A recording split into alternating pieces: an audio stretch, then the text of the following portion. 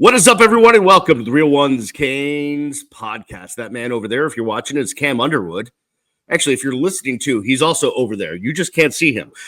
He is the managing editor. He's the managing editor at StateOfTheU. Yeah. You can follow Cam on Twitter at Underwood Sports. I'm Brian the Beast London. You can follow me at Miami Radio Beast. Cam, we are recording this literally minutes after the CFP Rankings show left the airwaves after we had to wait like 7 hours after a USC Seton Hall basketball game. Took forever. That was fun. As if I needed more Jay Billis in my life.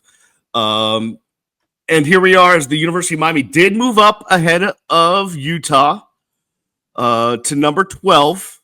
So yay, but still spots behind Notre Dame.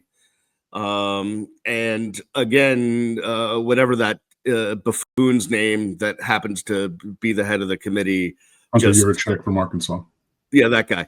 It's just out of his mouth. 6'7". Oh my God! When he did the 6'7" reference, I wanted to throw something at my television, but I knew that my wife would not be happy with that. And Reese Davis sat there and looked at him like the moron that he is. P.S. By the way, hello and welcome to everyone. I'm sorry you were in the middle of ending your opening spiel. I apologize. It's all good, man. It's all good. Yeah. So let's. I will say this, because I do believe in honesty and transparency, just like Mario Cristobal. I believe in explaining to our audience exactly how it is. So we are recording this just after 8:30 on Tuesday night. And I will say that before we did start recording, Cam showed his very melancholy and downtrodden mood at the moment. So I have a feeling we will understand why he is in that mood when I ask him to give me his thoughts on the college football rankings, which just dropped. First of all, I am in a pleasant mood for everyone. And it would make me even more pleasant, or I know it's not a word, but just bear with me. If Sounds you good. All took a second to like, subscribe. Boom. So we've done the call to action. You know who we are. The call to action is like and subscribe on the video. We're gonna and comment. And comment. Do that as well. I'm having technical issues with multiple social kind of sites right now. So I think it's not exclusive to YouTube where I'm not seeing all of the comments. I have no idea what's going on in the walls of this place that I live and the connection to the internet. But that being put aside, like, subscribe, leave a comment, and I believe there's going to be plenty for you to comment on. Key change. Cool. So we're back to the conversation about the college football playoff and everything. And the reason when we connected on this here stream to record, the reason why I was quiet was I did not want to direct the fire of the passion of my ire and anger at you, my good friend. Yes. Because it is not you who deserve to receive the fire of 10,000 suns that is my anger at present. Gotcha. So, yeah, I'm done playing nice with the College Football Playoff Committee. I'm done taking them at their best intent. I'm done believing a single word that they say, even though I didn't really believe it to begin with. They've just very clearly, they have a clear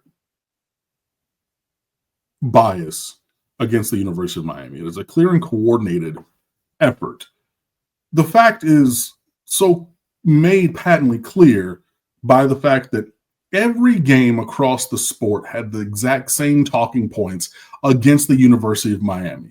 So that means no one in the world of college football had an original thought saying, you know what?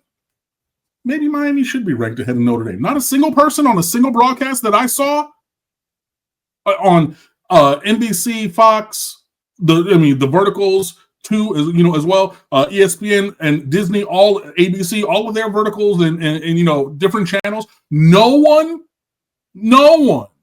had the view that Miami beat Notre Dame and that means something. Well, that's clear and coordinated to me.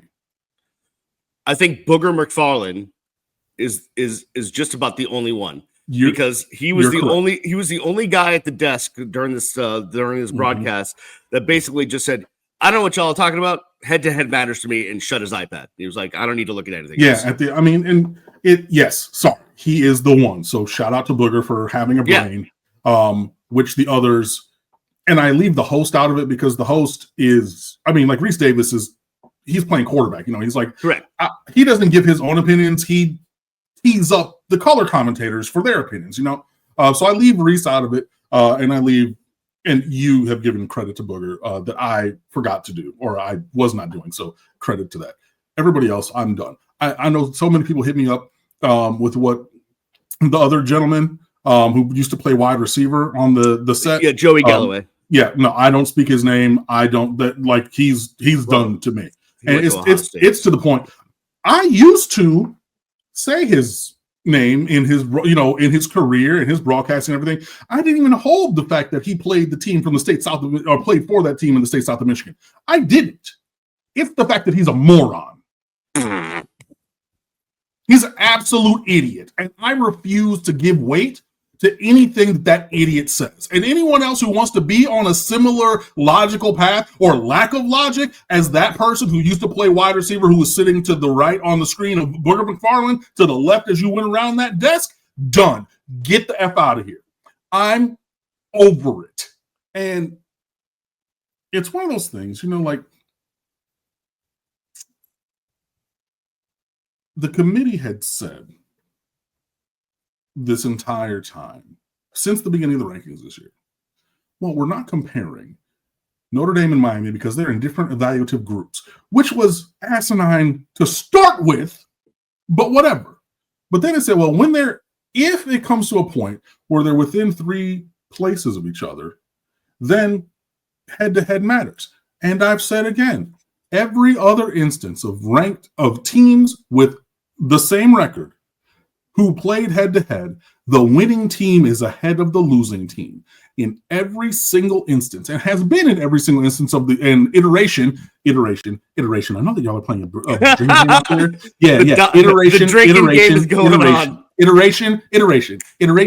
Iteration. Yeah, so enjoy that whole bottle. As I was saying, in every iteration of the rankings, and in every possible instance of head-to-head teams, every time, the team who won that game has been ranked ahead of the team that lost that game, with the exception of the University of Miami Hurricanes over the Notre Dame Fighting Irish this whole entire time. And then Hunter Yurachek tries and fails to say, well, Notre Dame is a complete team. They've been a complete team the entire season. So their season started in week 4 because they lost to us in week 1. They had a bye week. They lost in week 3 to Texas A&M. So they took a month off before their season started. It's convenient that their whole season they've been this consistent team winning games and doing their job because you exclude the first month of the year from your evaluation process. Baloney. Ooh, I almost cursed real bad right there. Also, as well, in addition, coming out and saying, well, the Miami Hurricanes are actually the team who has risen up in the rankings highest of any team. They have seen the delta change from 18th in the first iteration to now 12th. So they've gone up the most, and da-da-da-da-da. They only went up because you underranked them then and continue to do so. And then he's just talking about other kind of things. Well, there was head-to-head with Notre Dame and Miami, but also there were other teams in the – that's not head-to-head. It's not head-to-head when you put other teams in that conversation. Head-to-head is one team against another, which happened on August the 31st, and Miami won the goddamn game. And it just – they're making it up as they go along. This is whose line is it anyway? Everything's made up and the points don't matter. Literally for Miami, the points don't matter because if you look at the scoreboard, Miami scored more points than Notre Dame when they played each other this darn season. So all they're doing is they have the clear and coordinated effort against the University of Miami to leave us out, and they are enacting that plan at every single step of the way. I've said it before, and my last thing before I shut my mouth, because I know that you are waiting to get in here, and I'm sure that there are people who are tired of hearing me talk about this. I said this in week 2 after we beat Notre Dame. You can go look up the tweets. I said, if it comes to pass that Miami goes 10-2, 6-2 in the ACC, and does not make it to the ACC Championship Game, they're going to leave us out of the playoffs just like they did last year. We are one game away from that happening. And what they are doing is, you notice how every week there is no precedent, there is no consistency, there is no, even when they said, well, when it comes to a time to compare, because Reese Davis did a great job last week, and he asked directly, and he said, so Oklahoma beat Alabama head-to-head, and Oklahoma is ranked in front of Alabama. So head-to-head matters, right? And Yurchek said yes. He said, cool. So when Miami and Notre Dame are in the same evaluative group and you look at head-to-head, you're going to do that same thing because this is the logical situation. This is the precedent that you've set. These are the structures that you're saying you are enacting this year. And Hunter Yurchek said yes, and I told y'all it was a goddamn lie, and you saw the evidence of that lie, because now we're not talking about that same thing. We're not going off of the word of the man from saying and how the committee operates and evaluates teams. It's now all of a sudden some other stuff. They're doing whatever they want. They're playing fast and loose, and I'm done believing or thinking Miami has a chance to make it to the college football playoff. We're going to win this game at Pittsburgh this weekend. It's going to be 10-2, 6-2 in the ACC again. We're not going to go to the ACC Championship Game because we're not going to get the losses from other teams that we need. And then we're going to be talking about the Gator Bowl or the Citrus or whatever bowl game is played in Orlando now. It's going to be that. I am done with it. It is a travesty. It is absolutely malpractice by everyone in that committee that this is what it is. And I am going to stop talking, because if I continue talking, I guarantee you we're going to get demonetized for vulgar language. Yeah, we don't want that. I agree with everything you're saying, especially the fact that Joey Galloway is an idiot. Matter of fact, I may title this episode, episode 116, Joey Galloway is an idiot. My name is Cam Underwood, and I approve this message. A couple of thoughts. One, no one wants to hear this right now, so I will say it anyways. We wouldn't be in this position had we won one more game between either SMU or Louisville. Just that's a fact. That now, is a fact. There's nothing we can do about that now. That doesn't make it all right, because we're still in this position, but I just thought I'd throw that out there just to be that guy. This just came at me on Twitter before we got on here in a little back and forth I was having with one of our great fans. Here's what I will say. I'm not even right now. I don't care if we are above or below Notre Dame at this moment. I don't care. Okay. All I know is when the selections go out to actually pick who is in this playoff, like the final vote, if Notre Dame is in, then we should be in. That's not going to happen. I'm just saying that's all I care about. I don't care. It's not going to happen. It's not going to happen. I understand that, but I'm saying to you that if we're above Notre Dame or below Notre Dame or around Notre Dame or where Notre Dame or blah blah blah, I don't care right now. What I care about, all I care about is that we make it if they make it. Because if they make it and we don't make it, then you can take this whole system and shove it up your. Well, the thing is, you have to care about it now, because they're showing you, they're giving you the answers to the test, right? Like you've already done, like they're showing you the work. They're giving it to you now, Beast. So they're saying you have to care about what it is now, because what it is now is what it's going to be. It's not going to change. I get you. I feel you. I know you are correct. What I am just saying is I choose not to get myself worked up over it at the moment, because I am saving it for when we ultimately do not get in, and then I can let it go. And then I can unleash. That's what I am choosing to do. Okay. Because none of it makes sense. All right. And now, look, you cannot make sense out of nonsense. Which is what the only thing that they are going to do to remedy the situation, nothing.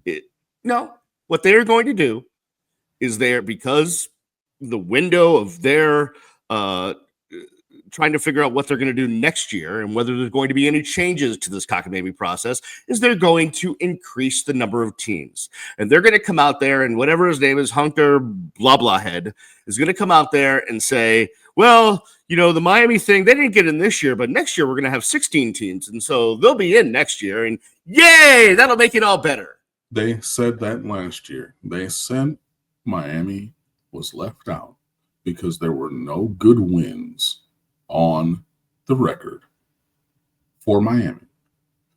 So then we went out and we beat Notre Dame in the opener. We beat a USF team who's a handful of plays from being in the playoff. I'm really upset with them because if they would have kept doing what they were doing, that would have helped our strength of record, but whatever. We beat Florida. It's not my fault or your fault that the Florida Gators are a dumpster fire, right?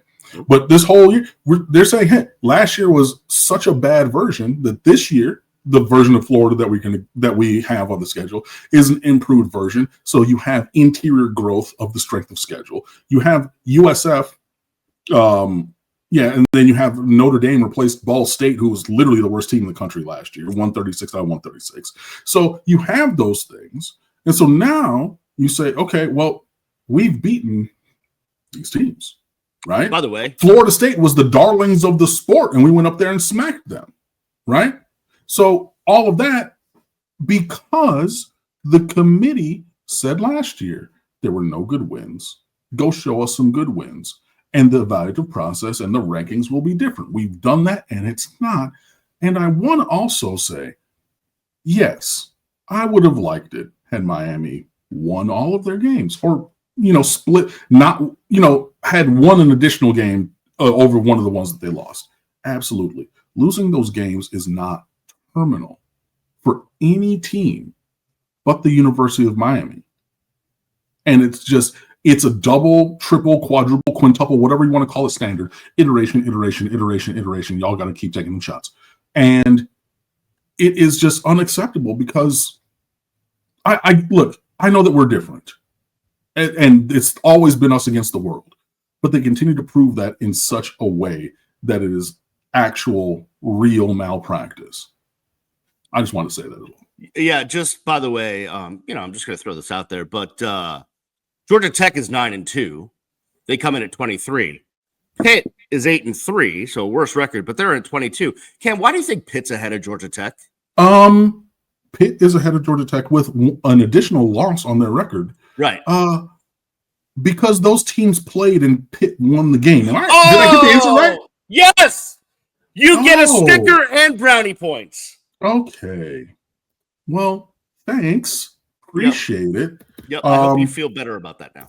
I mean, there are brownie points. Well, I have actual brownies in the kitchen, so that'll be great. But as I look at these, he didn't actually put the goddamn rankings in this article. I was looking for them because, the college football. I want the actual rankings. I have them.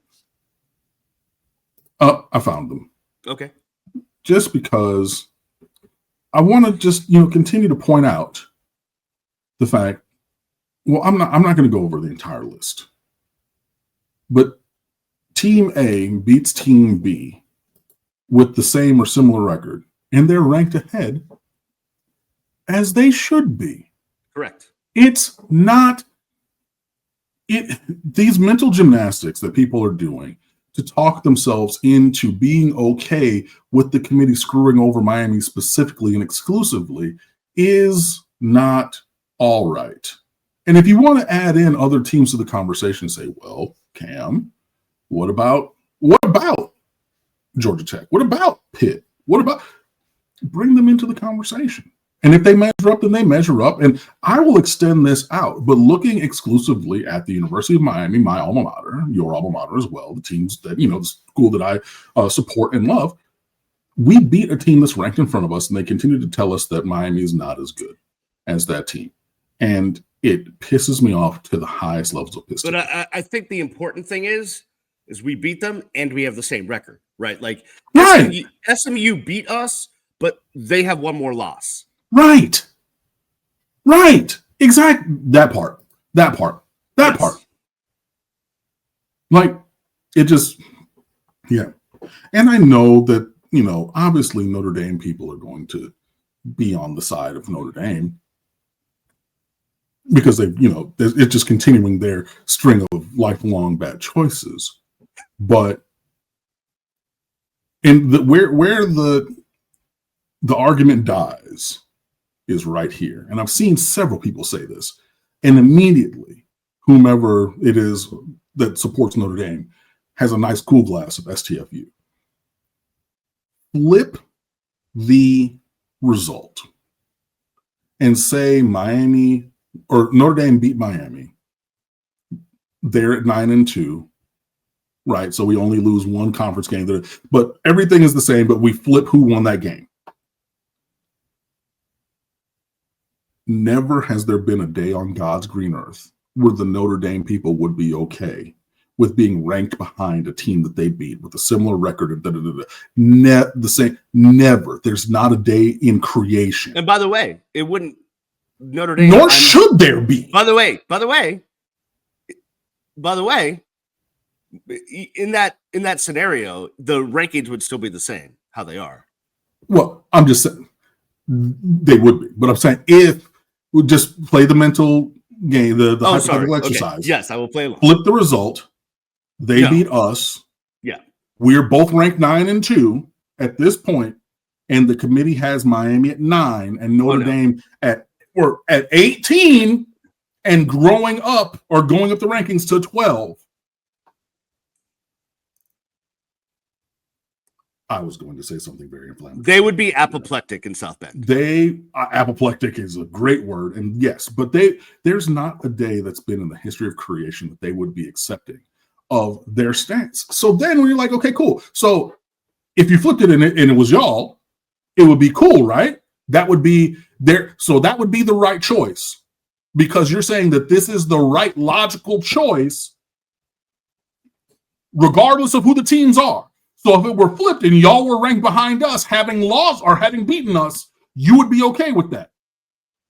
Silence. The next time that somebody responds to that, who supports Notre Dame, whether it's, I've seen it, I was going to list names of people on Twitter who have asked that question, but many, many people, including people in the media, have asked that question. And that's the immediate trump card. Shut up. Uno, reverse draw 2, wild card. It colors red, boy. Like, no, no. So thank you for going on that rant with me, fellow, Kane supporters and listeners, and all the haters who are listening too. Appreciate y'all. But yeah, I am really doing yeoman's work, not to curse right now. And you're doing a great job of it. All right, let's put this aside. Okay, let's just move it over because Miami still does have a final regular season game against a University of Pittsburgh team that played their butts off against Georgia Tech and looked really good. Mm-hmm. Some of their rankings and some of their statistics and turnover, like all that stuff, may not look like they are a really good team, but they are a really good team. Pat Narduzzi is a good coach. They've got a good quarterback. They've got good running backs, and they've got great linebackers on a defense that knows how to defend, for lack of a better word. So we will get into the game against Pitt. That and more on the other side. You are listening and watching the Real Ones Canes podcast. Welcome back to the Real Ones Canes podcast. His name is Cam Underwood. He's a managing editor at StateOfTheU. You can follow Cam on Twitter at Underwood Sports. I'm Brian the Beast London. You can follow me at Miami Radio Beast. Cam, StateOfTheU.com. It is the best website for your Miami Hurricanes coverage. People should head there as soon as they are done listening or watching to this broadcast because it is the best. There's no better place to get your Canes coverage. I can personally attest to the fact that Cam probably needs new hands at this point. He's been typing so much and spitting out so much content, as has his staff. StateOfTheU.com is the best place to go. It's 24/7, 365, and it's free, Cam. Tell the people what's up there. I'll tell them and show them if they are watching. So, the site is here, StateOfTheU. The feed is going.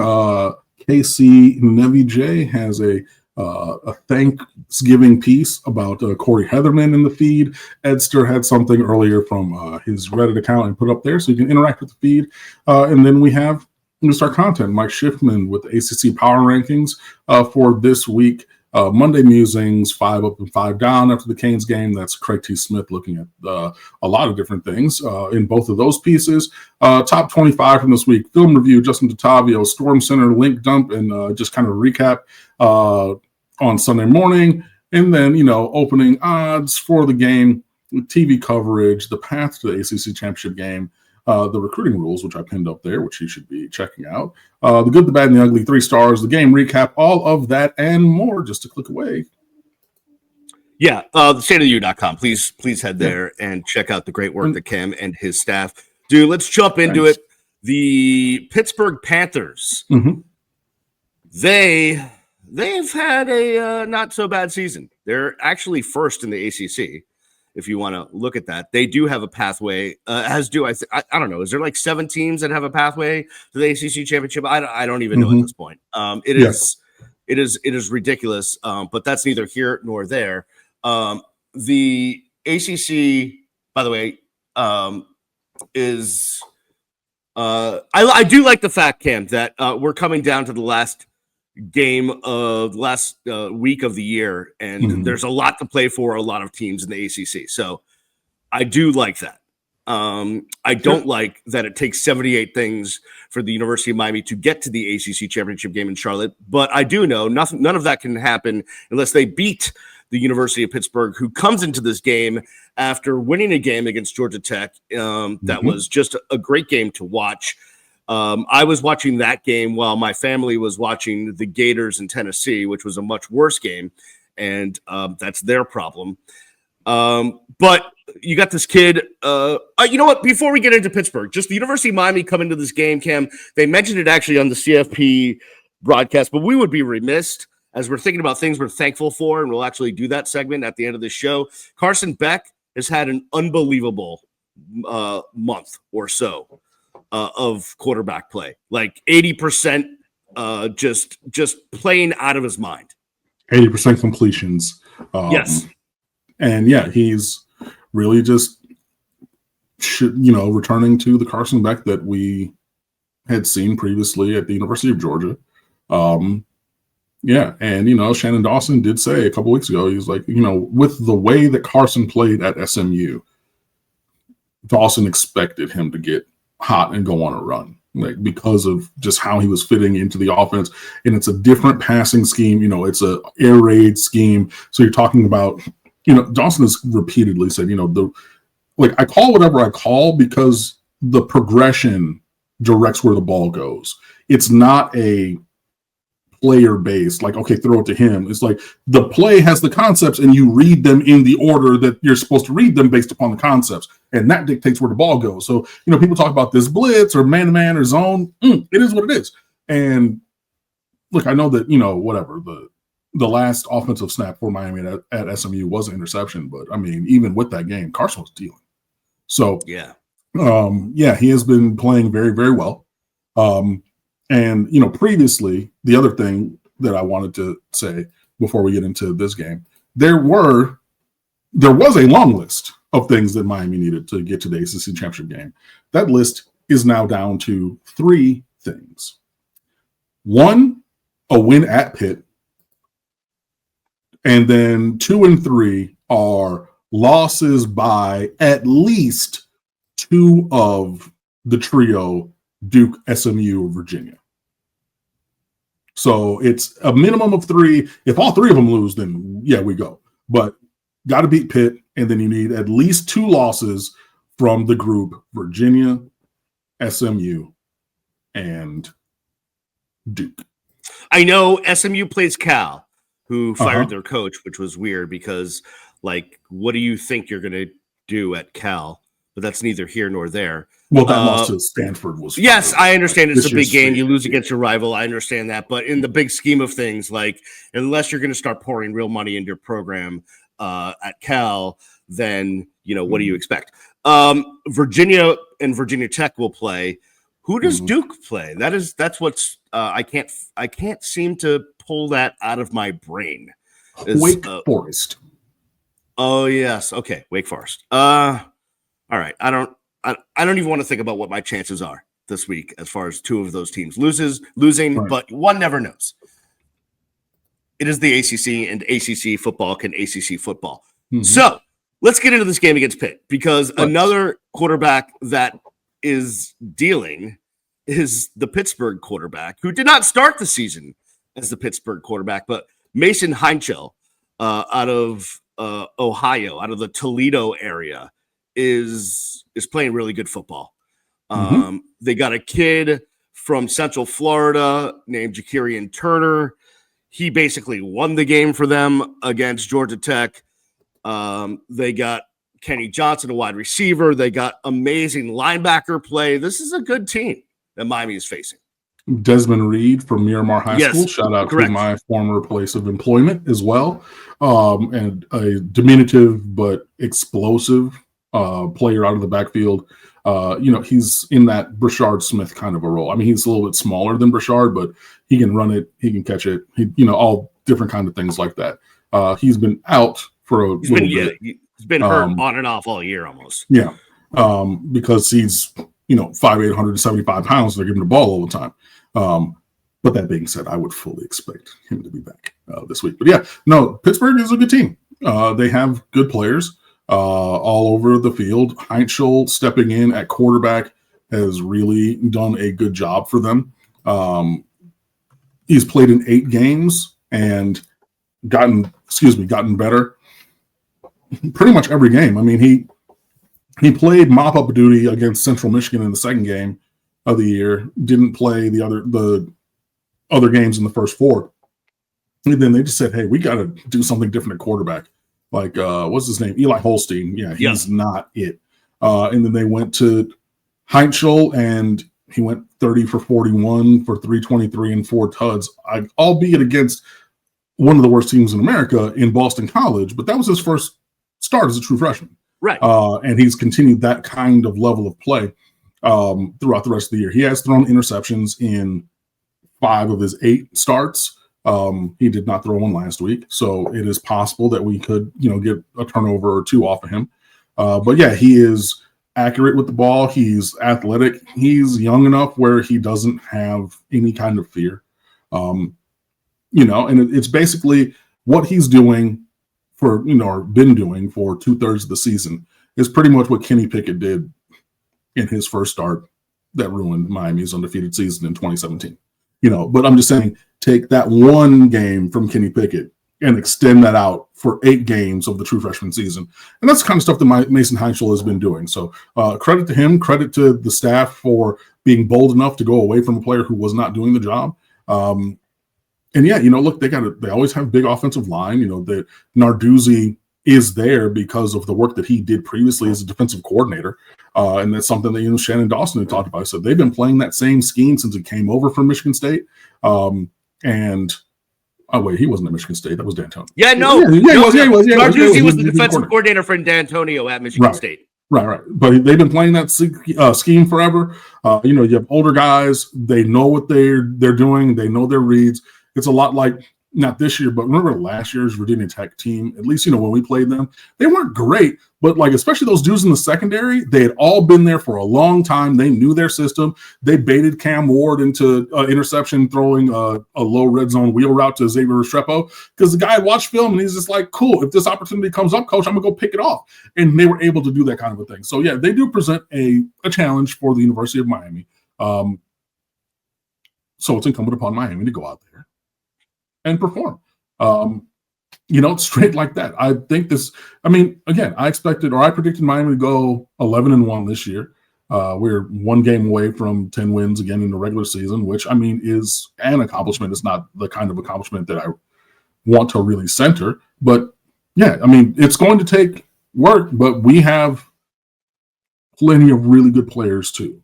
So yeah, let's go up there and punch them in the mouth and go win.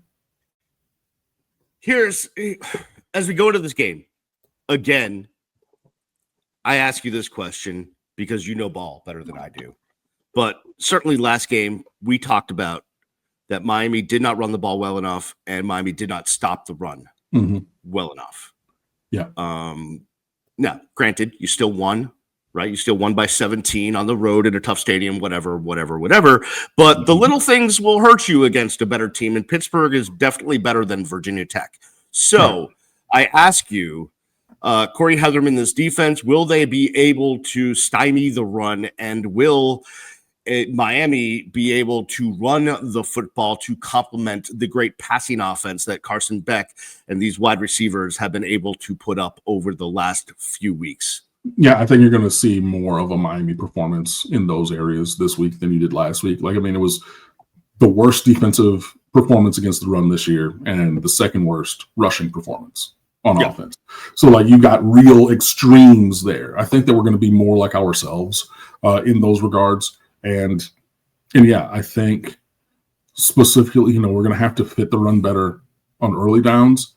I think that we're going to have to rotate, especially at linebacker, in passing situations, because it is something that I talked about. I meant to write a piece about this, but I did not.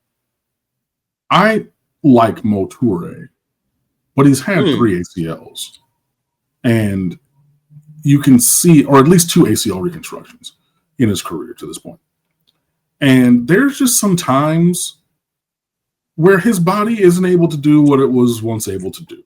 Yes, like, I'm in my 40s now, and like when I was younger and I was a basketball player, I was climbing all over the rim. And I went out to the park the other day and I was like, okay, well, I'm just gonna, go up, and I was always, smacking the glass on layups and everything. Like, I could jump.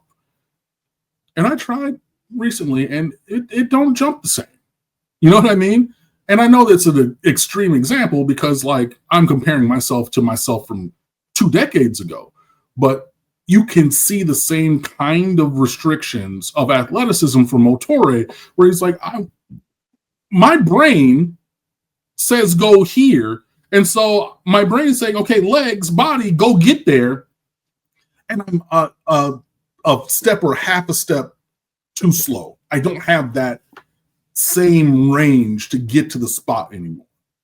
And I think especially with the kind of running backs on the Pitt roster, who are smaller, quicker, faster running backs more than big, bulky bruisers, that half step all of a sudden changes things in a big, big way.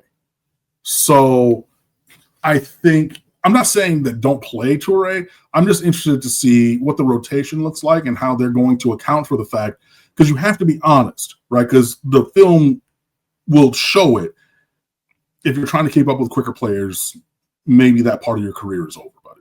You know what I mean? So I'm interested to see that part of things and how that has an impact on Miami's run defense. So let me ask you this question. If you were to switch up personnel in that sense, where do we look? Because I'm trying to think of what I would do if I were to counter Pittsburgh's speed with their running backs and how I might change things. And I'm trying to think what I would do considering injuries and also experience and playing time and who is quick and all of that stuff. I mean, and again, I don't need necessarily, the Flash out there, the fastest man in the world, but yeah, I think that you're going to see, it's almost like what they're doing in the secondary of replacing Keontae Scott by aggregate. You know what I mean? Like, that makes sense. Multiple guys. So it's a little Popo Aguirre. It's a little Chase Smith, who really, I mean, he's a rangy dude, man. He has these long arms, and everything. So when he starts pumping those arms as he's running, and you see just the athleticism and and the mobility in a player like that. So I would say, yeah, a little Popo Aguirre, a little Chase Smith, a little OG Bobby Pruitt. Just you piece it together. I wouldn't say, okay, replacing one for one, but by taking the better parts of a couple different players, you can, get that performance in sum total. No, that makes a ton of sense. I would say, just as it relates to stopping the run, you just can't give up the big run play, right? Like when Pitt has been successful a few times this year that I've watched them, like well, I mean, dude ran for 7 billion yards last game. But don't give up the big run play. Like, don't let you can't give up 30-yard run plays. That's because you don't need home runs in the run game bother me more than anything. They're such gut punches. Because one, it probably means you did not tackle. Yeah. And nothing bothers me more than we can't, like, it's when a receiver drops a ball they should catch. It's like, what's the one thing you're supposed to be able to do if you're a receiver? Catch the football. It's kind of in the job description. Yeah. And again, if you are playing defense, the one thing you need to be able to do is tackle. It comes with the territory. Yeah, but the real bad thing was in some instances, like especially last week because it was the worst defensive the run defense performance of the year. Like they were gashing us, and it wasn't missed tackles. It was there's nobody there, and I'm just stuck with the vision in my head of the final touchdown that Pitt scored against Georgia Tech, where basically it was beautiful run blocking. The Jakirian kid was patient, and the Red Sea parted, and he was gone up the middle of the field. You know what I mean? Like, it wasn't like a toss to the edge. I mean, we're in high school. We run, a toss. I find the sideline and ride. No, that was straight down US 1, Woodward, Broadway, whatever you want to call it. But, I mean, right down the middle of the field between the cover two safeties.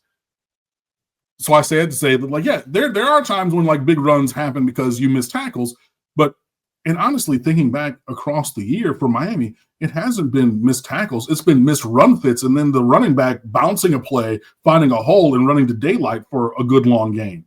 So, yeah, I think we've done a better job with tackling. I know that there was a pretty bad tackling performance against Syracuse. But, yeah, I'm more comfortable with guys being in position. My thing is don't have the breakdowns where the Red Sea parts and all of a sudden somebody from Pittsburgh is running all alone down the field. That's the run game issue that I don't want to see. On the offensive side for the University of Miami, what do you see as the keys? I'd like to see.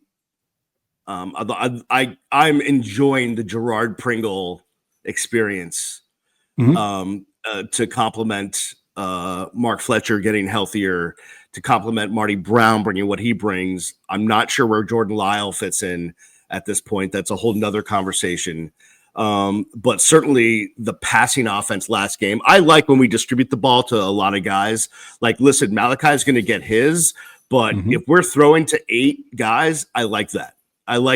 It's keeping the other team kind of, unbalanced as far as what they're doing defensively, because it's going to be a different guy that's going to make a play.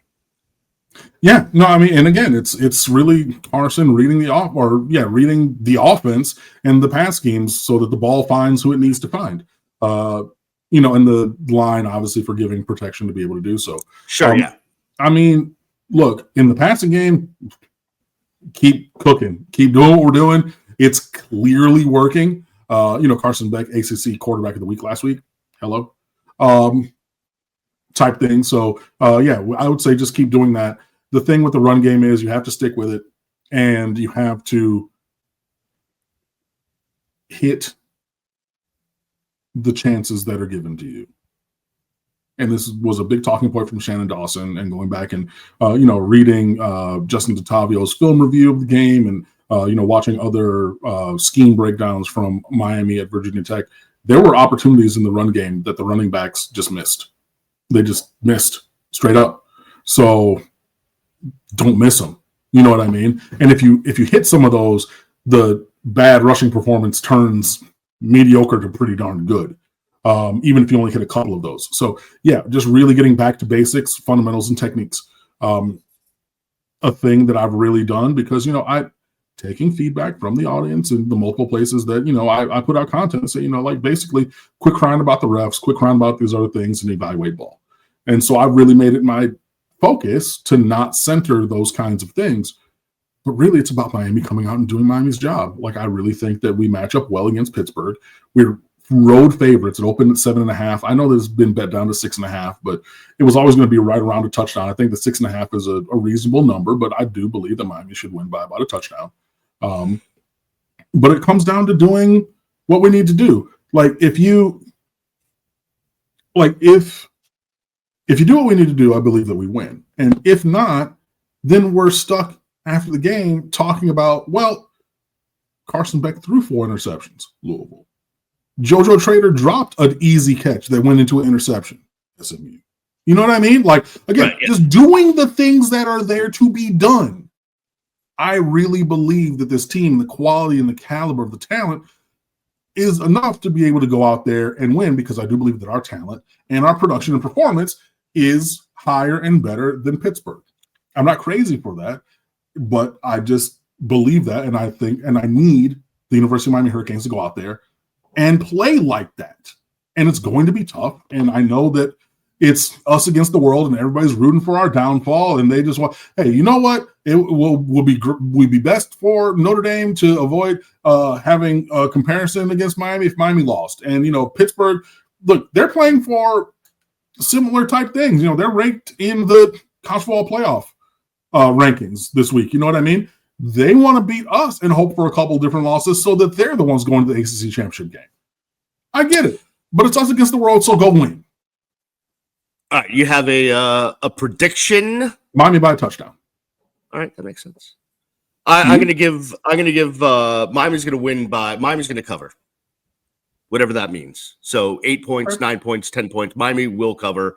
I will have a more of a prediction later in the week. Cam, before we get out of here, the Thanksgiving holiday is upon us.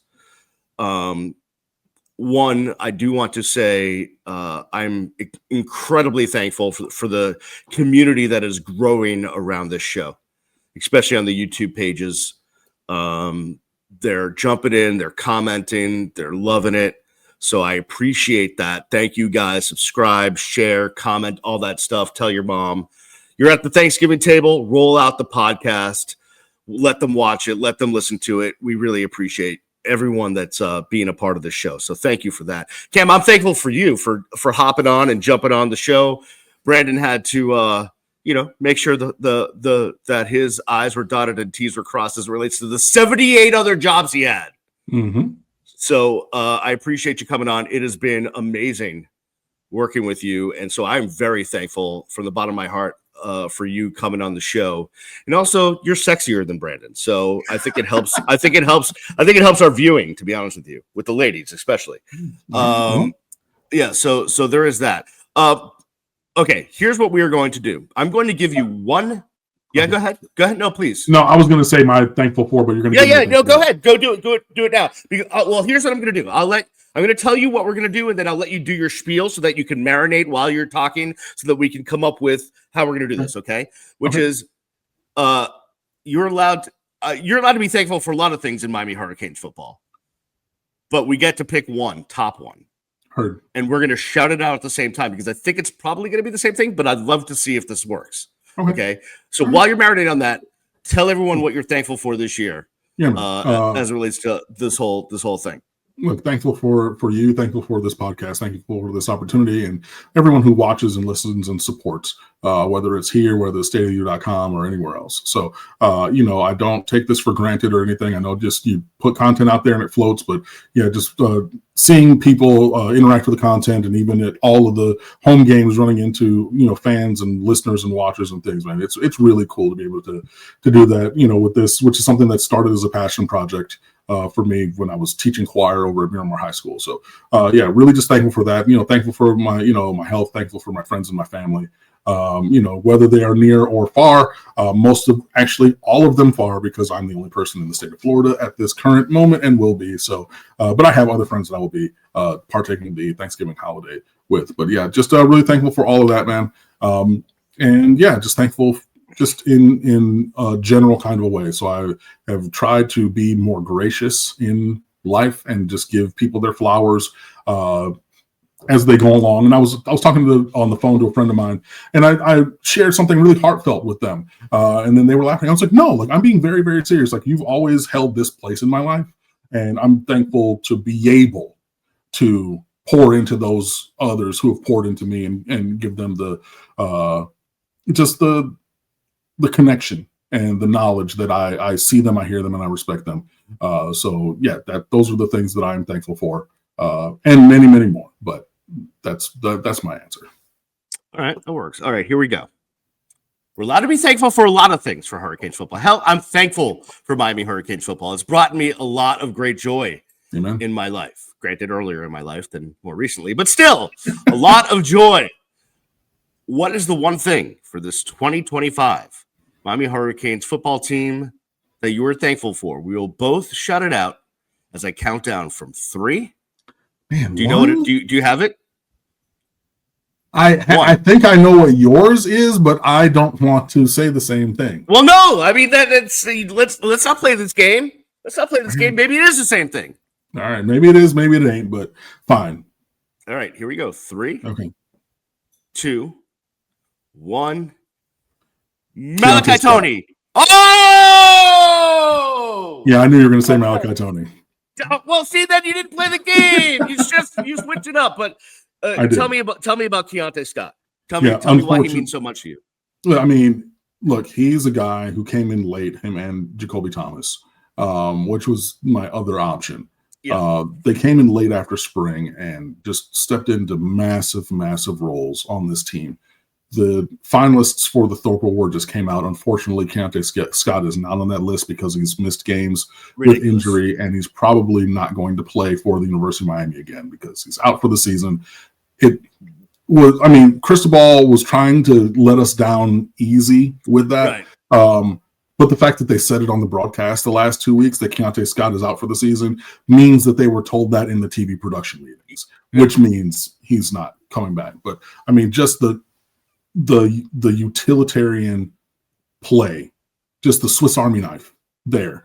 I mean, whether it's defending the run, defending the pass, blitzing, he was everywhere, man. And you overlook the nickel star, whatever you want to call position sometimes, but his impact, he made you watch him for the level of excellence that he brought to the team.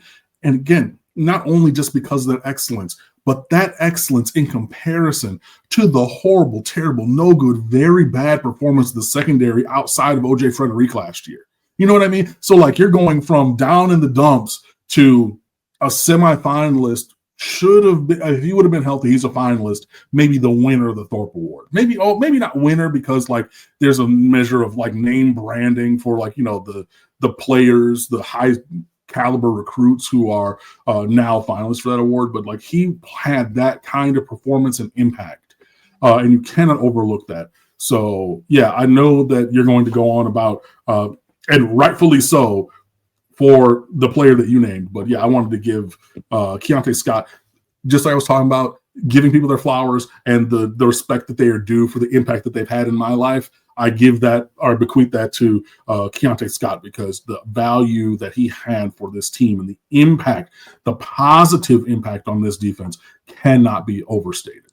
And as it relates to the defense, I'm extremely thankful for Corey Heatherman, right? Because the state of the defense last year, which fell apart under Lance Guidry, after he lost some key players from the year before, it was unacceptable. And Corey Heatherman comes in, my fellow masshole, comes in, and he's wicked awesome. That's what he is. Not, by the way, not exactly Mr. Yuck It Up or Mr. Smiles, unless it's senior day. But he puts in the work. So we are thankful for Corey Heatherman to come in as the defensive coordinator. We hope that there's a nice contract headed his way so that he stays here for a while. Malachi Tony has been. We can have this discussion about who's been the greatest freshman receiver you've ever seen. Certainly, we talked about this before. Amon Richards holds the record for receiving yards. Malachi Tony is 91 yards away. Amon Richards tweeted just a while ago that he's ready for that record to be broken by Malachi Tony. The kid is not only just fantastic and talented, but he is as nice as they come. A matter of fact, him and his mom and his family were giving out turkeys today over in Hollywood. He's just the sweetest kid.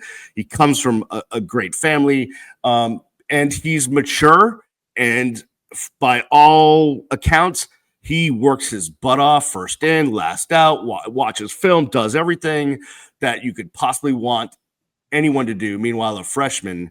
But I have to give kind of an assist on this to CJ Daniels, because everything I had heard about CJ Daniels from the moment he stepped on campus was this kid is trying to be a leader, and he's trying to help these youngins, and he's putting in the work in a way that he knew he needed to put in the work, because he looked around the room and said, I need to put in the work to help these kids and to help this team. And CJ Daniels, even when he's been hurt, has been a mentor, has been a leader, and has helped Malachi Toney along the way, because even though he looks mature and beyond his years, he still just turned 18 like 2 months ago. So I give props to CJ Daniels for helping the kid out when he needed it. Not that he needed much, but just to be there as a mentor and an elder in that room. So we appreciate that all without a doubt.